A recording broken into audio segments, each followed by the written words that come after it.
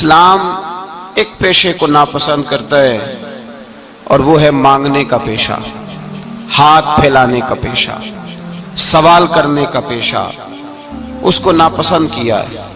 باقی تو میرے حبیب پاک سید عالم صلی اللہ علیہ وسلم نے فرمایا اگر تو محنت کر کے روزی کماتا ہے تو پھر تو معمولی آدمی نہیں، پھر تو اللہ کا محبوب بن گیا ہے، پھر تو محبوب الہی ہو گیا ہے، پھر تو اللہ تبارک و تعالیٰ تجھ سے محبت فرماتا ہے۔ اگر تو محنت کرتا ہے، مشقت کرتا ہے، آگے بڑھتا ہے، روزگار کے لیے نکلتا ہے، پھر تو اللہ کا محبوب ہے۔ نبی کریم علیہ السلام نے مزدور کو جو سب سے بڑا درجہ عطا فرمایا، سب سے بڑا مقام عطا فرمایا، وہ یہ ہے، کسی صحابی نے پوچھا یا رسول اللہ صلی اللہ علیہ وسلم سب سے اچھا کھانا کون سا ہے؟ تو حضور نے فرمایا وہ کھانا جو بندہ اپنے دو ہاتھوں سے مزدوری کر کے کھاتا ہے، وہ کھانا سب سے اچھا ہے۔ فرمایا اللہ کے نبی حضرت داؤد علیہ السلام اپنے ہاتھوں سے مزدوری کرتے، اور پھر نبی کریم سید عالم صلی اللہ علیہ وسلم نے جو دین ہمیں عطا فرمایا، اس دین کو حضور نے کوئی پنڈتوں اور جوگیوں کا دین نہیں بنایا کہ تم بس غار کے اندر چلے جاؤ، اللہ اللہ کرو، میری طرف دیکھیے گا۔ یہ نہیں فرمایا کہ تم بس ٹھیک ہے آ جاؤ مسجد تسبیح پکڑ لو، کوئی اور کام نہ کرو، بلکہ حکم دیا ہے کہ کسب معاش کرو، محنت کرو، جد و جہد کرو، ہاتھ ہلاؤ۔ قرآن مجید فرقان حمید نے کہا وَجَعَلْنَا اللَّيْلَ لِبَاسًا، رات تمہاری پردہ پوشی کے لیے بنائی گئی ہے، رات تمہاری پردہ پوشی کے، وَجَعَلْنَا النَّهَارَ مَعَاشًا، اور فرمایا دن تمہارے رزق کمانے کے لیے بنایا گیا، جد و جہد کے لیے۔ حضرت عیسیٰ علیہ السلام کی ایک نوجوان سے ملاقات ہوئی تو فرمایا تو کیا کرتا ہے؟ کہنے لگا میں عبادت کرتا ہوں۔ تو فرمایا کھاتا کہاں سے ہے؟ کہنے لگا میرا بھائی کمائی کرتا ہے تو وہ مجھے اس میں سے حصہ دیتا ہے۔ تو آپ فرمانے لگے پھر تو عبادت گزار نہیں، تیرا وہ بھائی تجھ سے زیادہ عبادت گزار ہے، جو تیرے لیے یہ بندوبست کرتا ہے، جو تجھے یہ جد و جہد کر کے دیتا ہے، وہ تیرے لیے۔ حضرت عمر فاروق رضی اللہ تعالیٰ عنہ نے اپنے دور خلافت میں شوق دلایا صحابہ کو، محنت کرنے کا شوق۔ ہمارے معاشرے کے اندر لوگ دوسرے کی کمائی پر وقت گزارنا چاہتے ہیں، دوسرے کے مال پر نظر رکھتے ہیں، مجھے کچھ سسرال سے مل جائے، کچھ مجھے رشتہ داروں سے مل جائے، کچھ مجھے دوست احباب سے مل جائے، کچھ مجھے باقی جگہوں سے مل جائے۔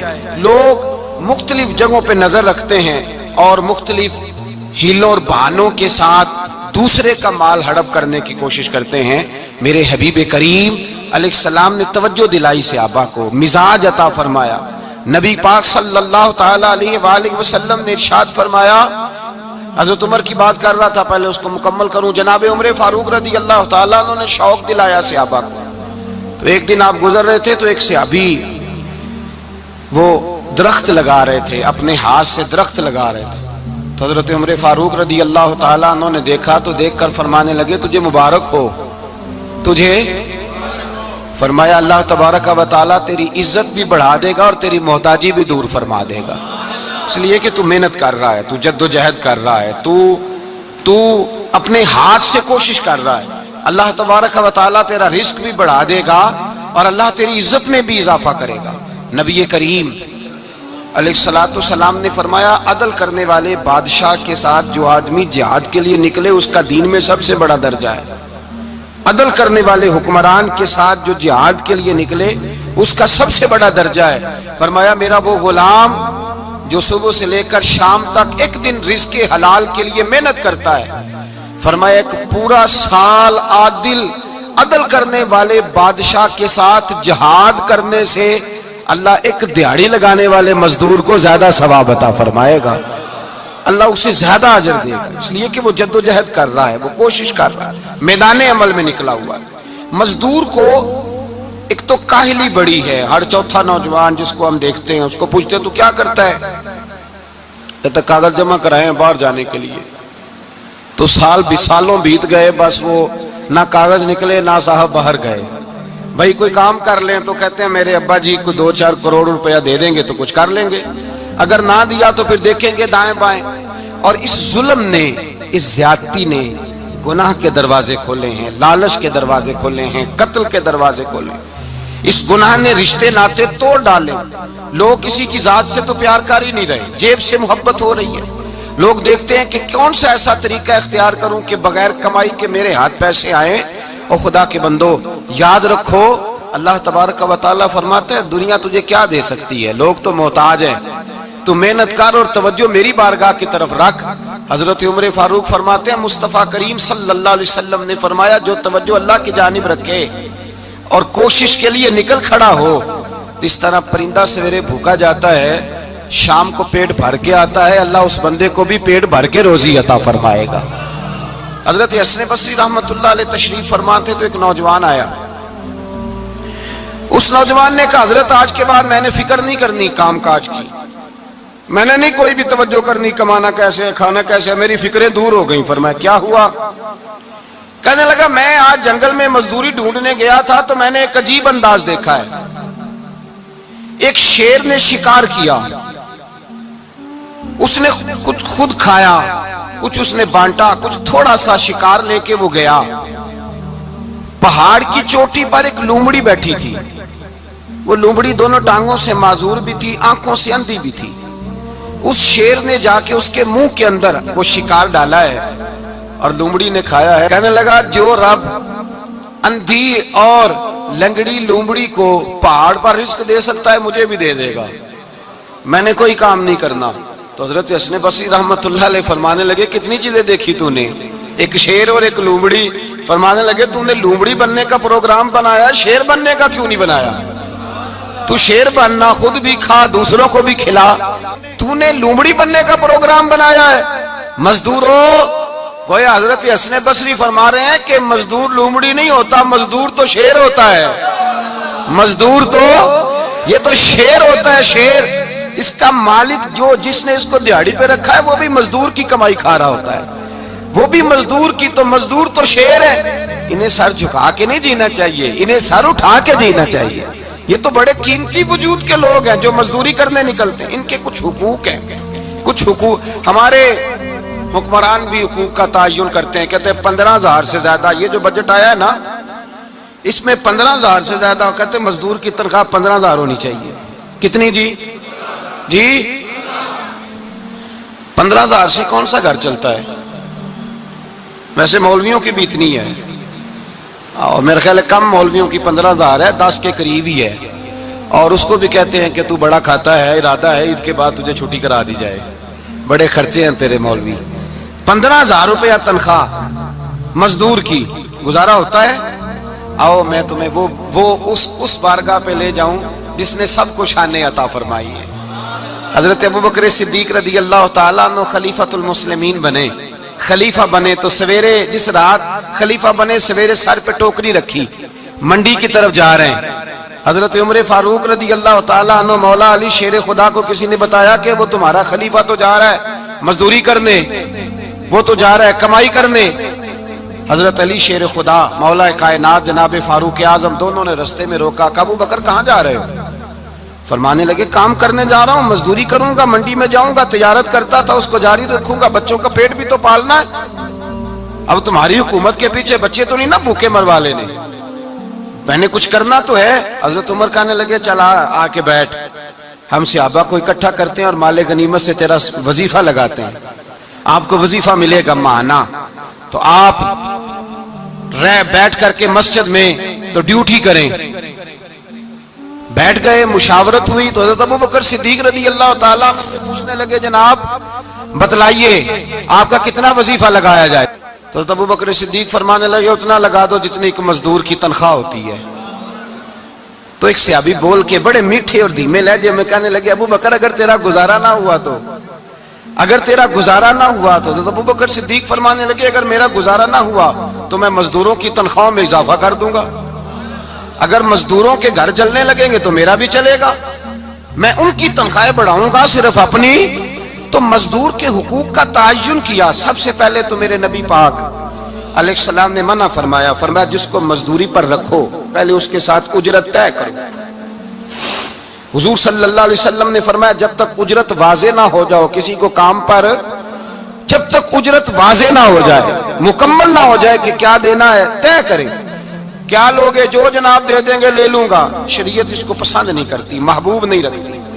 پہلے اس کے ساتھ پہلا حق مزدور کو یہ دیا کہ اس کی اجرت پہلے، بولیے اجرت پہلے اجرت طے ہوگی، یہ پہلا حق ہے۔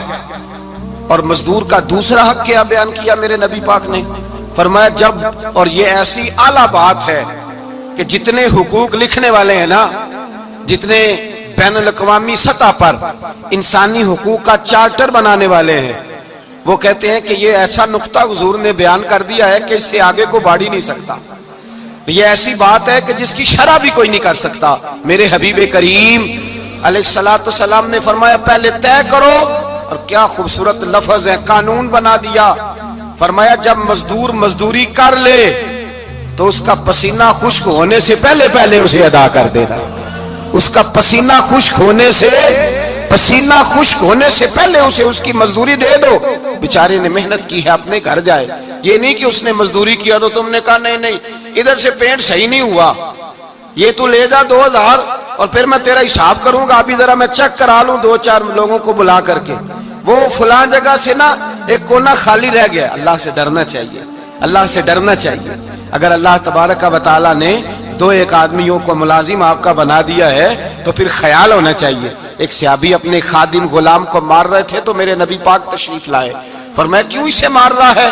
حضور غلطیاں بڑی کرتا ہے۔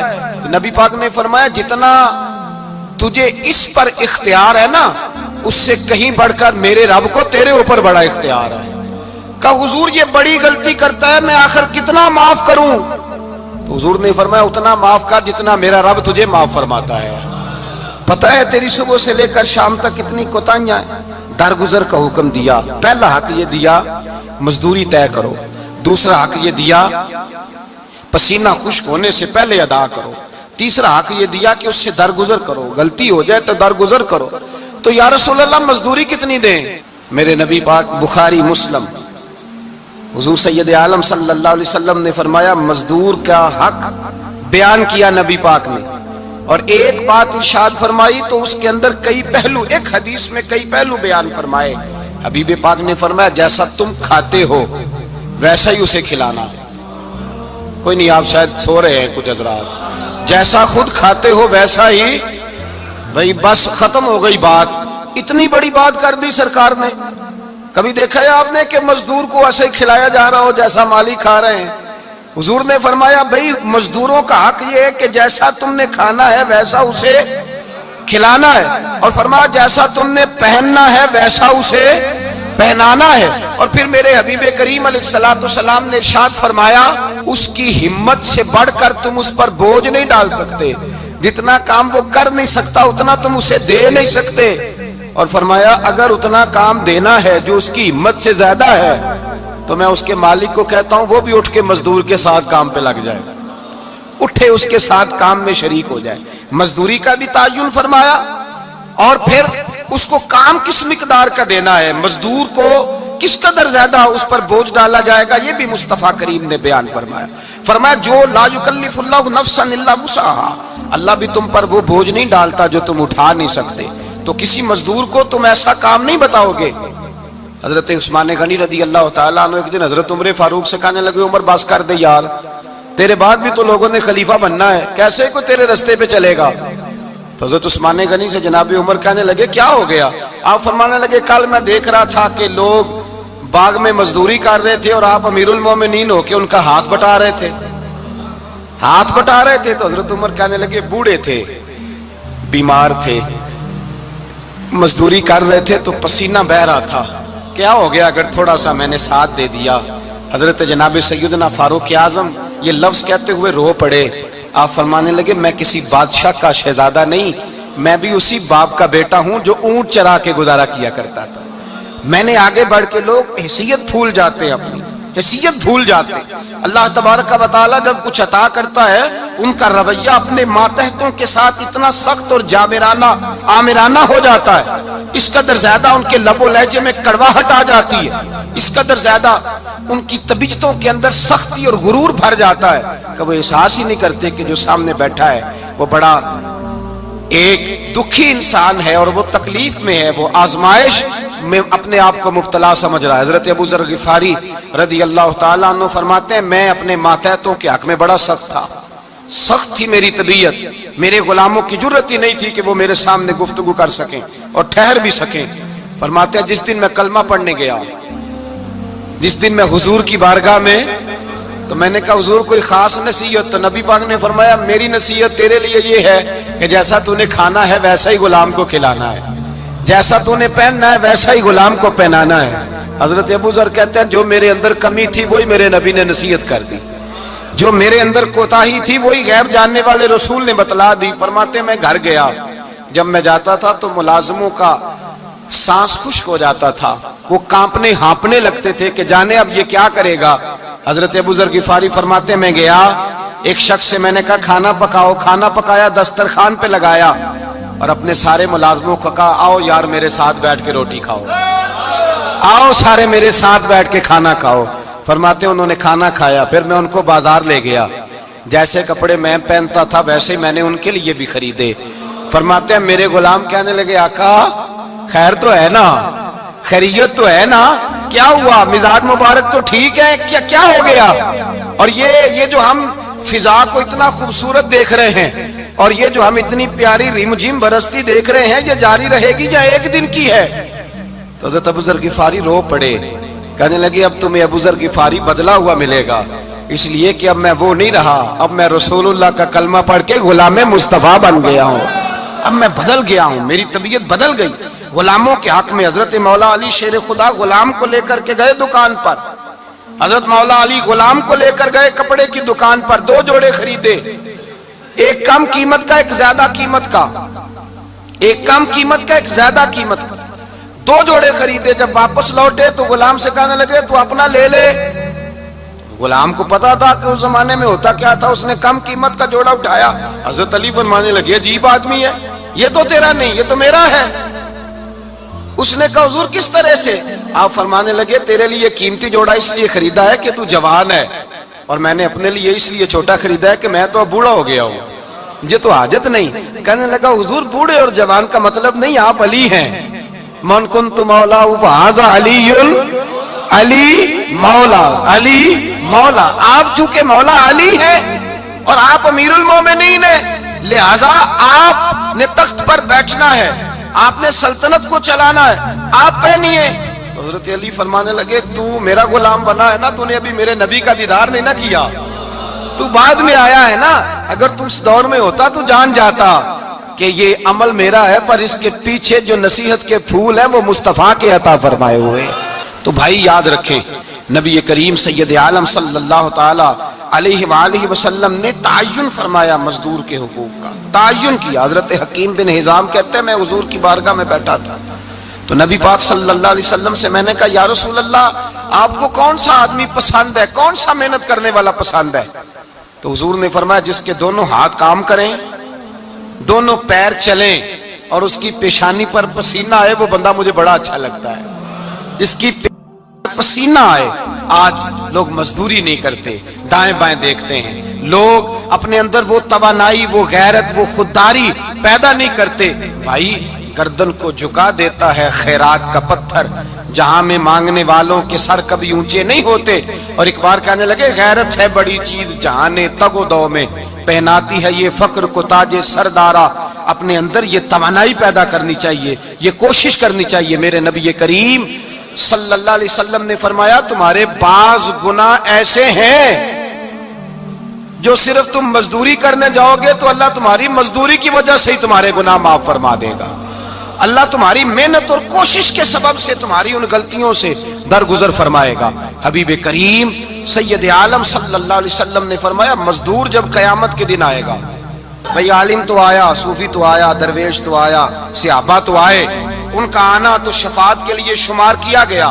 میرے مصطفیٰ نے فرمایا جب مزدور آئے گا، مزدور کی سب سے بڑی غلطی یہ ہے کہ مزدور اپنے آپ کو نیچ سمجھتا ہے، مزدور کی سب سے بڑی غلطی یہ ہے کہ یہ اپنے آپ کو چھوٹا سمجھتا ہے، اس کی زیادتی یہ ہے کہ یہ اپنی سوچ کو بڑا نہیں کرتا، یہ سمجھتا ہے نہیں کہ بھئی میں تو 2 ہاتھوں کی محنت کی کمائی کھاتا ہوں، یہ آرزو کرم اور میں آپ سے کروں یہ भीख उसको दीजिए जिसका खुदा ना हो। मजदूर की ज्यादती ये है कि ये अपने आप को छोटा जानता है। मेरे मुस्तफा ने फरमाया जब मजदूर मेहनत करने वाला कयामत के दिन आएगा तो उसका चेहरा इस तरह चमकेगा जिस तरह 14वीं का चांद चमका करता है। इस कदर उसका चेहरा चमकेगा जब आएगा वो सुबह कयामत। मेरे भाइयों, मजदूर एक अजीम शख्सियत का नाम है। मेहनत करना, अपने दोनों हाथों से मुशक्कत करना, जद्दोजहद करना। मुझे कई सारे लोग, मैं जब मुल्क के मुख्तलिफ गोशों में जाता हूं तो कई सारे लोग कहते हैं आपके अब्बा जी का मज़ार किधर है, आप किस मज़ार के सज्जादा नशीन हैं? तो मैं उनसे कहता हूं मैं सज्जादा नशीन नहीं, मैं तो किसान का बेटा हूं। और मैं उस शख्स का बेटा हूं जो रात को 2 बजे उठ के भी घर से निकलते थे 2 नफल पढ़ के। तो हम पूछते थे कि अम्मा जी अब्बा जी कहाँ गए? तो कहते थे चंद खेतों को पानी लगाना था और रात को रुखसत हो गए। फख्र की बात है, ये एजाज की बात है, ये एजाज की बात है। हमने सारी जिंदगी उनके हाथ पे छाले देखे, लेकिन बात लफ्ज जुबान पर यही देखी कि बेटा इज्जत वाला वही होता है जो अपने हाथों से मेहनत करके रोजी खाया करता है। भाई याद रखें, ये एजाज की बात है। एजाज, मजदूर का बेटा फख्र करे, किसान का बेटा नाज करे। वो जो आदमी सवेरे जाता है वेल्डिंग का प्लांट लेके काम करने, उसका बेटा नाज करे। वो जिसका बाप फावड़ा चलाता है, छैनी चलाता है, थोड़ा चलाता है, वो नाज करे। और मजार सिर्फ उन लोगों के नहीं होते जो अल्लाह अल्लाह करते हैं, हु करते हैं, वो तो काबिल इज़ाद है अल्लाह के बंदे, उनके भी मजार होते हैं। मजार वो भी होता है जिसको मेरे मुस्तफा ने फरमाया अल कासिबु हबीबुल्लाह, जो मेहनत करता था, हाथों से जद्दोजहद करता था, वो भी तो अल्लाह का दोस्त है ना, उसका भी तो मजार है ना, उसकी भी तो कब्र पूरा अनवार है जो अल्लाह का महबूब होके गया। तो भाई अपना एजाज जाने, समझे इस बात को। मेरे मुस्तफा करीम सल्लल्लाहु अलैहि वसल्लम मजदूर को इज्जत देते, वकार देते, और जो हुजूर के घर में खादम होते उनकी नाज बर्दारी करते। हमारे घर में जो बीबी बर्तन धोती है वो हमारे साथ बैठ के रोटी नहीं खा सकती, उसको ये इजाजत नहीं होती। हमारा जो मजदूर होता है ना, एक साहब कहने लगे ये बच्चा मेरे पास काम करता है, इसके अब्बा जी भी करते थे। तो मैंने कहा इसका मतलब ये है कि तुमने आगे नहीं बढ़ने दिया, तुमने कहा मजदूर ही रहना सारी जिंदगी, यही रहना मेरे पास, आगे ना बढ़ना। मेरे मुस्तफा करीम सैयद आलम सल्लल्लाहु अलैहि वसल्लम के पास जो लोग काम करते थे, मेहनत करते थे, मुशक्कत करते थे। हमारा मुलाजिम डरता है, कांपता है, वो बात करता है तो साहब जी कहते कहते जुबान थकती है, 100 दफा मूड को देखता है, गालियां खाता है बेचारा, उसकी इज्जत नफ्स को उछाला जाता है, उसको रुसवा किया जाता है, और वो बेचारा रात को रजाई में मुंह दे के रोता है कि यार मेरे नसीब सिर्फ इसलिए कमजोर हैं कि मैं गरीब के घर में पैदा हुआ हूं। हम एहसास नहीं करते, और मजदूर को कभी मौका मिल जाए जान छूटने का तो भाग जाता है। हमारा किरदार और इखलाक ऐसा नहीं होता। हजरत ज़ैद बिन हारिसा रसूलुल्लाह के गुलाम थे, नबी पाक के घर में झाड़ू देते थे, बर्तन मांजते थे। ये बचपन में अपने कबीले से गुम हो गए थे, किसी ने अगवा करके ला करके बेच दिया था, गुम हो गए थे। हुजूर की बारगाह आली मर्तबत में लाए गए। हजरत ज़ैद बिन हारिसा सारा दिन काम काज करते।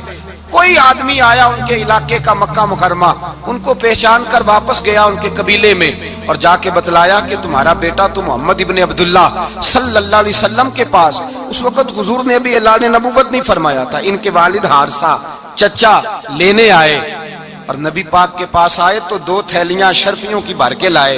कहने लगे हुजूर ये पैसे ले लें, 2 थैलियों में पैसे डालें, दिनार है, दिरहम है, हुजूर ले लें, हमारा बेटा दे दें।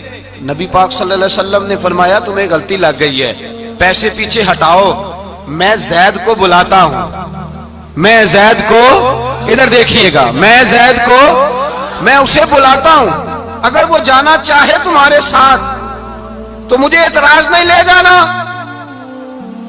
चचा और बाप कहने लगे आप अजीब बात करते हैं, वो गुलामी छोड़ के नहीं जाएगा।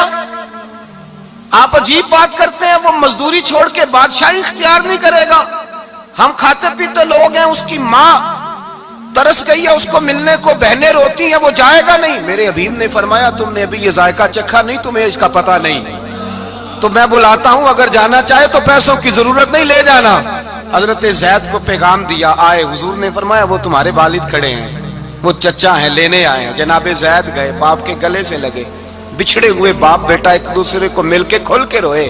कहा बेटा तेरी माँ की आंखें पत्थर हो गई तेरा रास्ता देख के, तेरी बहनें तरसती हैं तेरे चेहरे के दीदार को, بیٹا وہ گلیاں بھی روتی ہیں جن میں تو کھیلا کرتا تھا، پر اب فکر کی بات کوئی نہیں، اب کوئی پریشانی نہیں، میں پیسے لایا ہوں تجھے لے جاؤں گا۔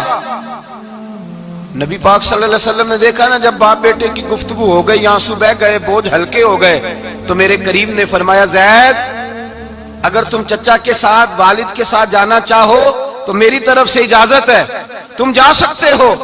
یہ لفظ کہے تو جناب زید دوڑ کے حضور کے قدموں میں آ کے بیٹھ گئے، حضور کے قدموں میں بیٹھ گئے، اور گویا فاضل بریلوی علیہ رحمہ نقشہ بیان کرتے ہیں، کہنے لگے تیرے قدموں میں رہوں غیر کی ٹھوکر پہ نہ ڈال، میں جھڑکیاں کھاؤں کہاں چھوڑ کے صدقہ تیرا، اور تیرے قدموں میں جو ہے غیر کا منہ کیا دیکھے، کون نظروں پہ چڑھے دیکھ کے تلوا تیرا۔ کہنے لگے حضور میں نے نہیں جانا، میں یہیں رہوں گا۔ چچا اور باپ نے دیکھا تو کہنے لگے بیٹا تو غلامی چھوڑ کے نہیں جائے گا، تو ملازمت چھوڑ کے بادشاہی میں نہیں جائے گا۔ تو آپ کے والد کو آپ فرمانے لگے ابا جی ذرا 2 گھڑیاں یہاں رہ کے تو دیکھیں، یہاں 2 گھڑیاں رہ کے تو دیکھیں۔ فرمایا یہاں ملازموں کا وہ اعزاز ہے جو شہزادوں کا ہوا کرتا ہے، یہاں خادموں کی وہ عزت ہے، اور پتہ پھر ان کو مقام کیا ملا، یہ واحد شعبیاں جن کا نام اللہ نے قرآن پاک میں بیان فرمایا ہے، نام اللہ نے قرآن مجید میں بیان فرمایا۔ حضور کا اپنے غلاموں کے ساتھ جو تعلق تھا، اپنے ملازموں کے ساتھ جو رشتہ تھا، بڑا آدمی آتا نا بڑا آدمی تو لوگوں کی سانس سوکھ جاتے ہیں، اٹھ کے ملتے ہیں، بڑا کچھ کرتے ہیں۔ مزدور آتا ہے تو لوگ اوے کہہ کے پکارتے ہیں، ان کو خبر ہی نہیں کہ اس شخص کا اعزاز کتنا ہے۔ حضرت انس بن مالک رضی اللہ تعالیٰ عنہ فرماتے ہیں میں چھوٹا سا تھا، میری اماں مجھے حضور کے گھر چھوڑ گئی، میں نے 10 سال نوکری کی نبی پاک کی۔ کتنے سال بولیے؟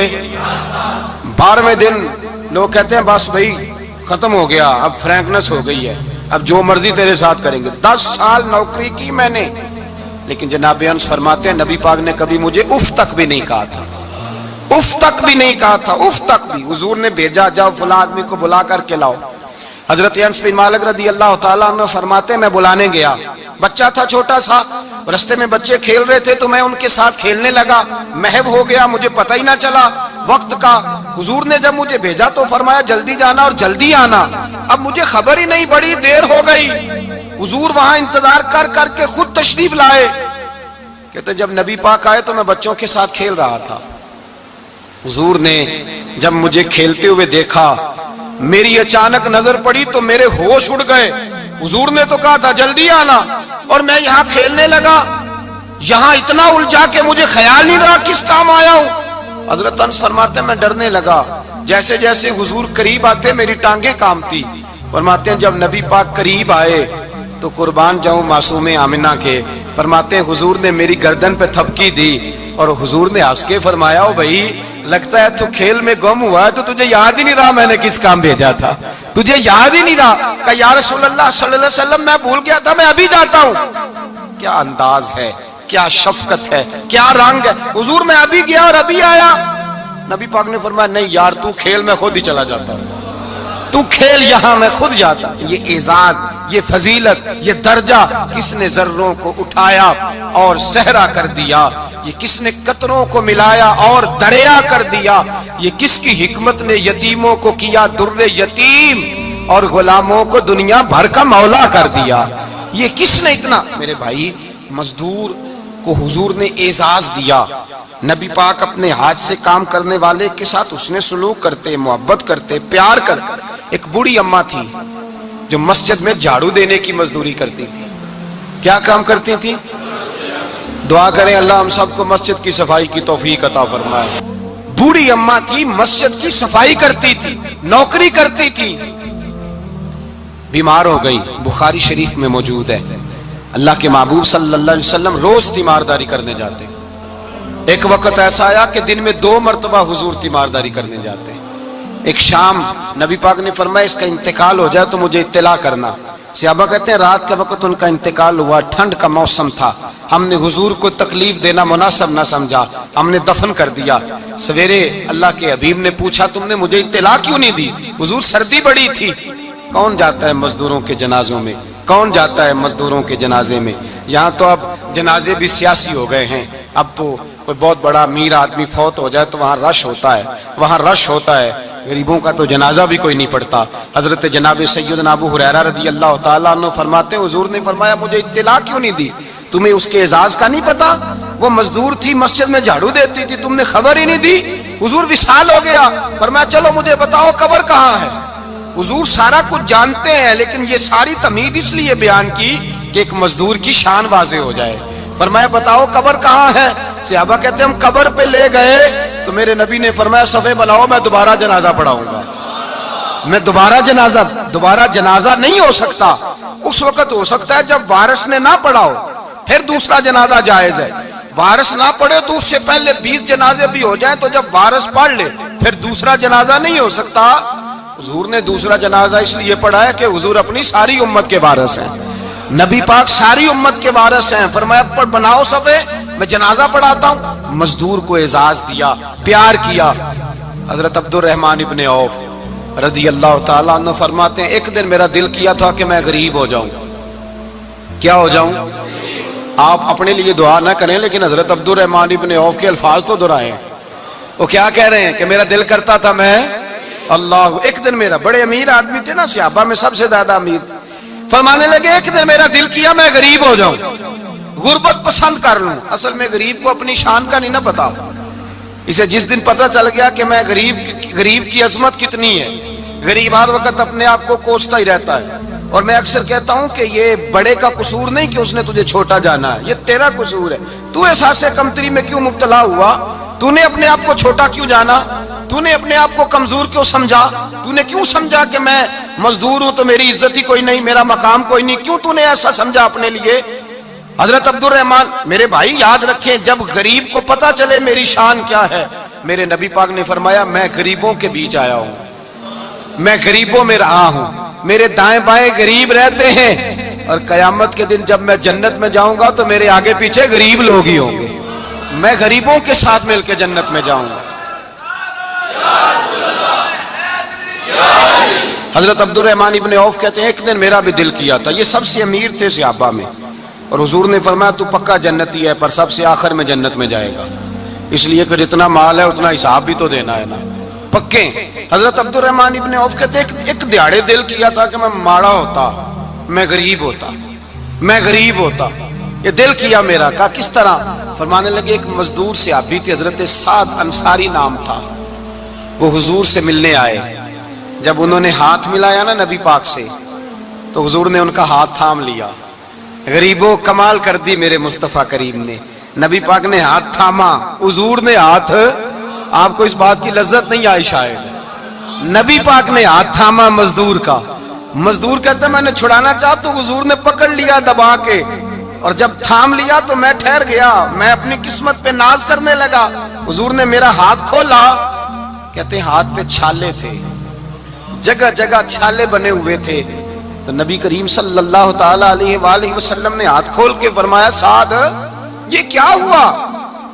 अर्ज की हुजूर गरीब हूं, बूढ़े माँ बाप हैं, छोटे छोटे बच्चे हैं, बहन भाइयों के हुकूक हैं, बीवी के मुंह में हलाल का लुकमा देना होता है। या रसूल अल्लाह फावड़ा लेके, कई लेके, कुदाल लेके, बेलचा लेके मजदूरी करता हूँ, मैदान में निकलता हूँ, सुबह से गया था अब आया हूँ, हाथों में निशान पड़ गए हैं। हजरत अब्दुर्रहमान इब्ने औफ फरमाते हैं जिसके कदम चूमने को दुनिया तरसे, उस रसूल ने सर मुबारक झुकाया और गरीब के हाथ को चूम लिया।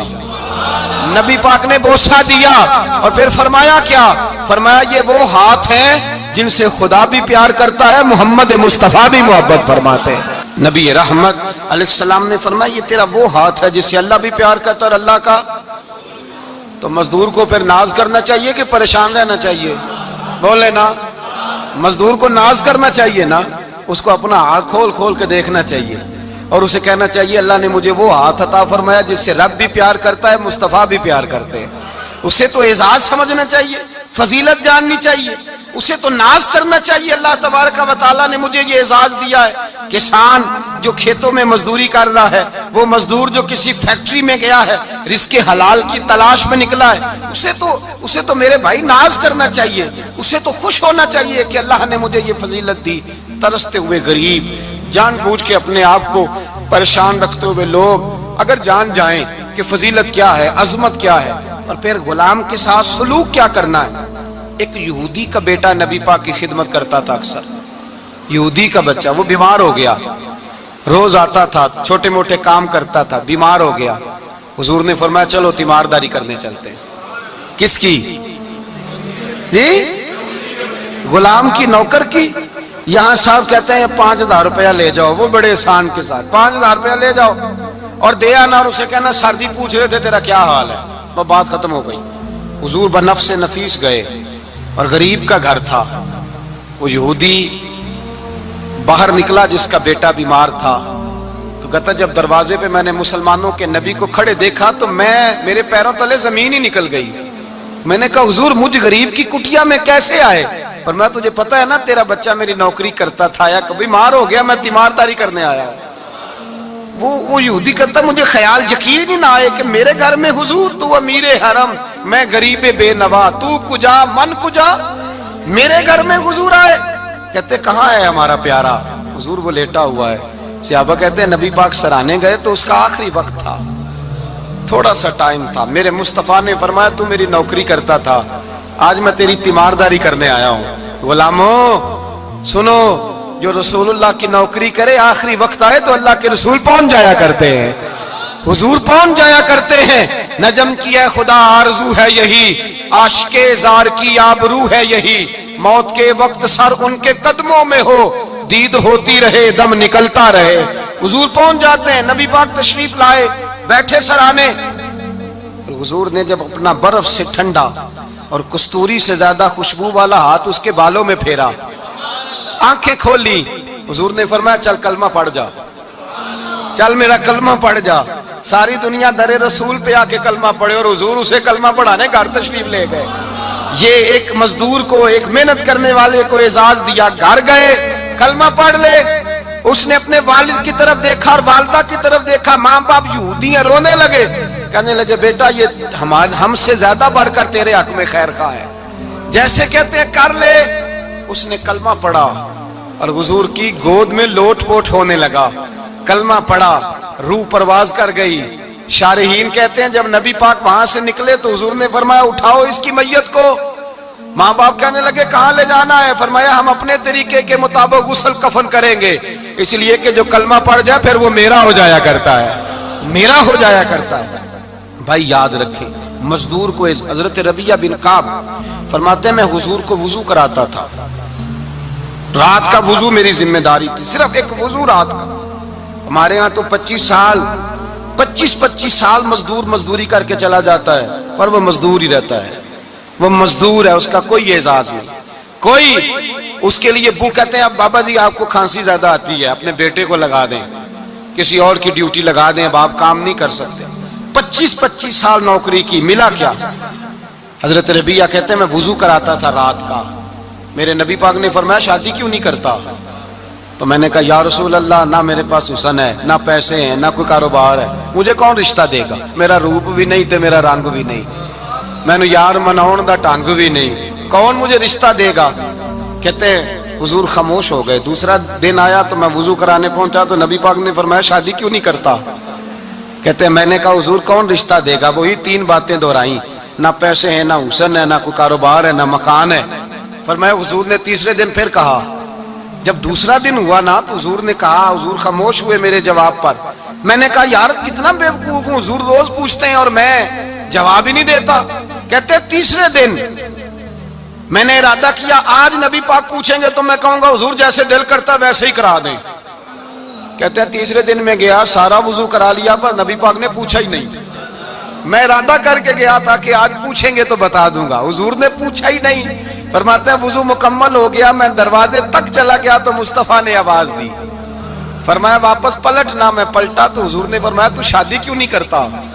کہتے ہیں میں کھل کے مسکرایا. میں نے کہا محبوب تیرے کرم پہ قربان جاؤں, کیا انداز محبت ہے, حضور مہربانی کریں کرا دیں. فرمایا فلاں سردار کے پاس جا, ایک وضو کراتے ہیں, اور اعزاز حضور نے کتنا دیا, جا سردار کے پاس اور اسے جا کے کہہ کہ اللہ کے رسول فرماتے اپنی بیٹی کا نکاح تیرے ساتھ کر دے. فرماتے میں گیا, ماں باپ کو بڑی فکر ہوتی ہے بیٹیوں کی.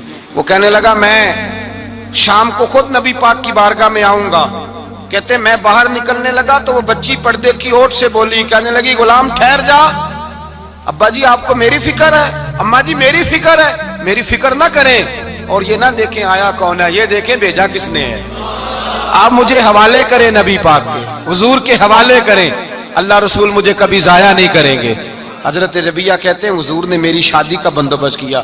حضرت بریدہ اسلمی سے کہا کہ تو اس کے لیے کھجور کی گٹھلی کے برابر سونا لا۔ حضرت حارثہ بن نعمان سے کہا تو اس کے لیے ایک کمرے کا حجرے کا بندوبست کر۔ حضرت عثمان غنی سے کہا تو نے ولیمہ کرانا اس کا۔ فرمایا میں تو تھوڑی نوکری کرتا تھا، مصطفیٰ نے ساری زندگی کا ہی بندوبست فرما دیا۔ یہ مزدور کے ساتھ حضور کا انداز ہے۔